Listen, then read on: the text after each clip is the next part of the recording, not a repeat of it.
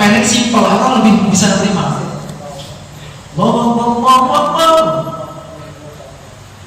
Allahu Akbar, Allahu Akbar,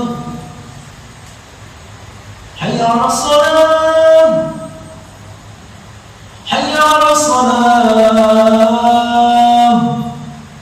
Nah, tapi dijeda, orang lebih enak menerimanya daripada tadi panjang nggak jelas.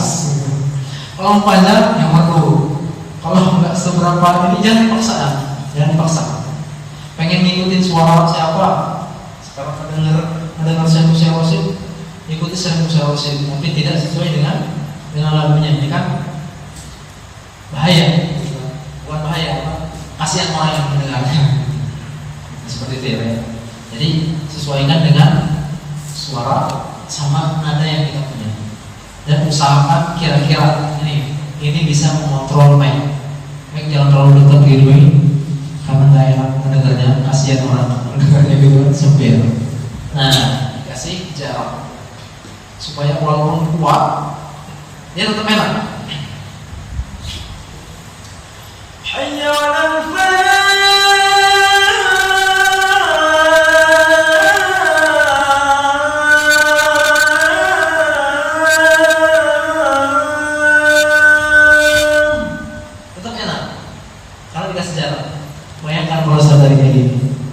Udah kuat, udah suara saya tinggi, deketin mic-nya. Wah, pasti enak.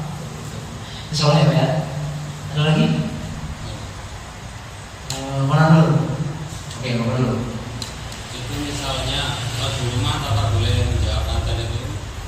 Yang kedua, misal guru-guru mau pergi, tapi ternyata sudah masuk adzan, itu tunggu adzan selesai apa boleh sholat dulu? Ya. Yang pertama, kalau di rumah boleh menjawab adzan gitu. Ya, jawab azan itu mendengar azan yang paling dekat. Jadi kan azan itu saut-sautan.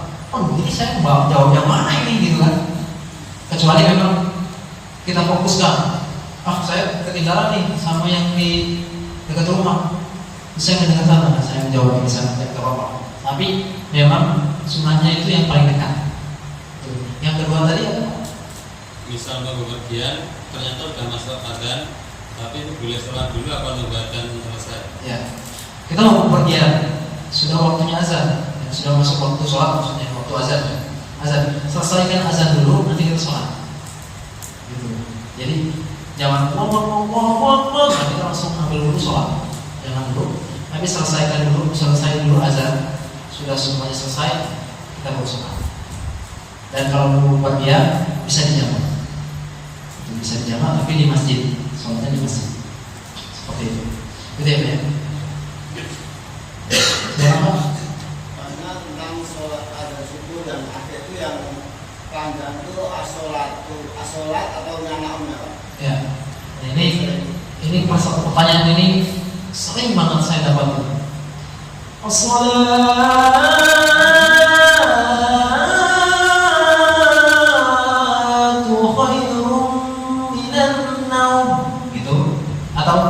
As-salatu khairun minan naum.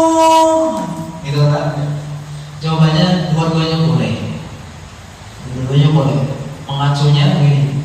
Katanya kalau minan naumnya panjang, maka nanti malah nyuruh tidur, gitu kan?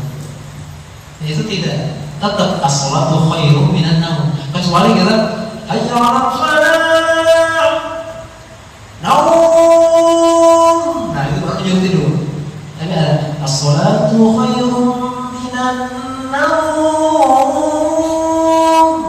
Ya, jangan terlalu panjang juga. Naum. Contoh terlalu panjang. As-salatu khairun minan naum.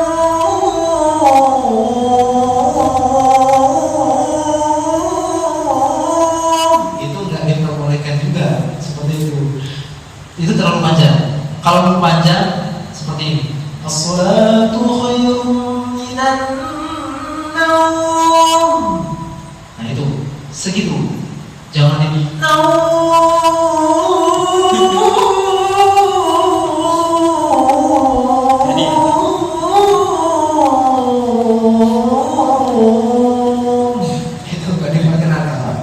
kalau hanya masalah boleh Pak, kan? Nah, itu yang tidak boleh. Tapi kalau mengacu pada ilmu tajwid, maka hendaknya dipanjangkan kalau mengacu pada ilmu tajwid. Tapi karena kalau mengacunya pada kebiasaan, maka naum itu diperbolehkan. Jadi jawabannya adalah naumnya panjang boleh, tapi jangan terlalu panjang kayak tadi. Cukup panjangnya sesuai ilmu tajwid tadi 6 harokat maksimal itu. Terus naumnya pendek juga boleh. Gitu ya. Nah kalau di Mekah itu pendek-pendek Pak. Sholatu khairum minan naum. Gitu kan? Nah, kalau di Indonesia ada yang panjang yang pendek. As-salatu khairum minan naum. Naumnya pun kayak gitu. Jadi panjangnya 2 sampai 6 huruf. Enggak boleh seperti lafaz yang lainnya. Hayya 'alas shalah.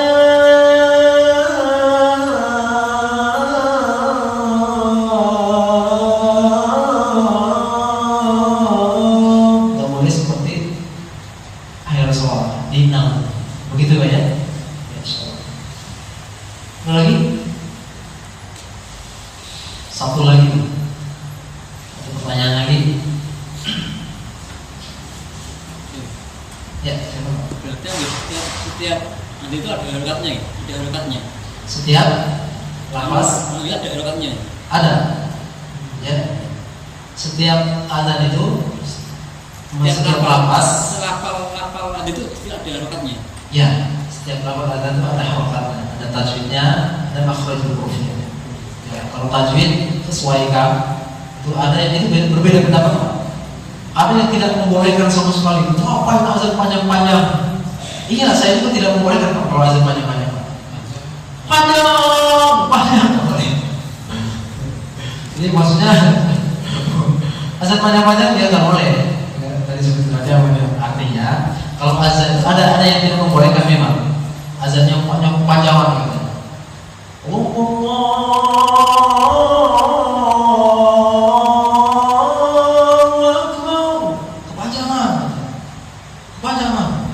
Iya kepanjangan karena yang protes itu yang tidak bisa azan panjang.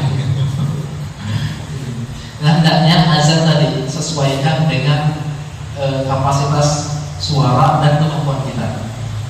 Kalau memang suara kita dirasa, nah kita yang tahu. Suara kita dirasa biasa, nggak panjang, nggak pendek, dan nggak apa pakai dengan kebiasaan kita. Jangan suara kita pendek tapi dipanjang-panjangin, akhirnya tarik nafas nanti. Hayya 'alas shalah.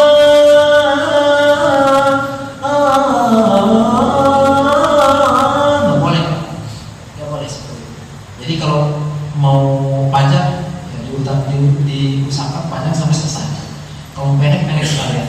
Hayya 'alas shalah. Simple. Hayya 'alas shalah. Lebih enak daripada hayya 'alas shalah. Kayak anak kecil. Anak kecil kan kayak gitu.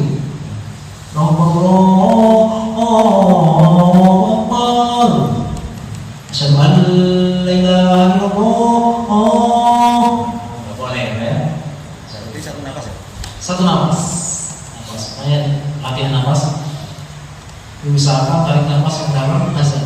Yang lebih aman memang azan itu pendek tegas merdu. Aduh gimana itu? Tapi jangan kayak Zaidun. Allahu Akbar. Allahu Akbar. Mau ngapain Pak itu? Teriak seperti itu. Sekali kalau mau teriak seperti itu, naik ke menara Pak. Mati lampu. Nah baru Allahu Akbar. Nah itu cocok. Kalau di mic nggak usah teriak-teriak seperti itu. Orang juga takut. Anak-anak juga takut. Siapa itu bahasanya? Malah lain. Jadi azan itu usahakan yang perlu. Kenapa? Memanggil. Enak gak Pak kira-kira kalau mendekat azan perlu? Enak. Walaupun orang-orang yang marahnya nggak setuju dengan azan panjang-panjang, hakikatnya itu di dalam hatinya suka dengan azan yang perlu gitu. Tahu Abu Jahal ya Pak? Musuh Rasul siapa ada? Abu Jahal, Abu Abu Lahab, Abu Jahal, Abu Lahab, Abu Jahal itu diriwayatkan setiap malam itu mengendap-endap ke rumah Rasul. Ngapain coba? Pengen mendengar Rasulullah SAW baca Quran. Rasulullah itu setiap malam itu tahajud, bacanya dijaharkan. Jadi ada kisah. Nah, ini si Abu Jahal, ini Abu Lahab. Jadi ngendap-ngendap. Dua-duanya itu pas kebenaran, dua-duanya. Tadi yang biasanya kan seling-seling waktu. Ini dua-duanya ngendap-ngendap. Ada orang kata si Abu Jahal. Kirain ini sahabat. Kata si Abu Lahab, ini ada orang. Akhirnya mundur mereka itu, dua-duanya mundur. Tek mundur. Tapi di rumah Rasul sambil mendengarin Rasulullah SAW baca Quran. Mundur, ketemu Pak, mata soal mata, jeder gitu. Ngapain kamu di sini? Kamu ngapain kan? Saya cuma gitu kan. Sebenarnya kan, mereka itu terus kata mereka, kalau ya, saya tuh pengen dengar Rasulullah, tapi kamu jangan bilang-bilang, ini aib katanya. Ya kamu juga sama, jangan bilang-bilang kan. Aib ini gitu. Kalau ketahuan suku Quraisy gitu, atau ketahuan apa kroco-kroconya, malu gitu kan. Oh, berarti kamu suka sama Rasulullah, tanpa masuk Islam sekalian. Makanya itu kan. Jadi dia sudah mengimani secara hati, tapi tidak dikeluarkan oleh lisannya, kan? Dan tidak diamalkan melalui perbuatannya. Itu juga imannya batal. Secara naluriah itu mereka itu menerima dengan Al-Quran, tapi secara gengsi, mereka enggak. Termasuk pamannya Rasulullah SAW, Ja'far Abdul Thalib, mengimaninya, mengimani dalam hati, bahkan ngebela Rasulullah mati-matian. Tapi saya tidak mengikrarkan, karena iman itu wajibnya apa? Syaratnya itu apa? Tasdiqun bil qalbi, mengimani dengan hati, iqrar bil lisan, mengeluarkan, diikrarkan, asyhadu an la ilaha illallah, saya beriman. Terus wal amal bil arkan, itu dikerjakan, itulah iman. Nah, kalau cuma satu atau yang lainnya enggak komplit, maka imannya batal. Cukup ya Pak ya? Insyaallah mudah-mudahan yang singkat ini berbekas ya, yang tadi dijadwal sebagai muazin harus lebih semangat.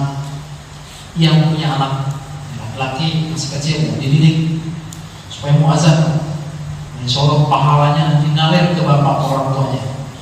Punya cucu, dijadi seperti itu. Seperti itu ya Pak ya. Mudah-mudahan yang singkat ini memberikan kebermanfaatan. Lebih dan kurang saya mohon maaf kalau ada kata-kata yang mungkin kurang berkenan atau tingkah aku yang kurang berkenan. Mohon saya langsung ini nggak tahu adat setempat untuk bagaimana, walaupun saya ada keturunan Jawa. Itu saya sukunya Janda, Jawa, Sunda seperti itu. Mudah-mudahan Bapak bisa memaafkan kekhilafan saya. Dan kepada Allah Subhanahu wa taala, kita tutup rapat kifaratul majlis.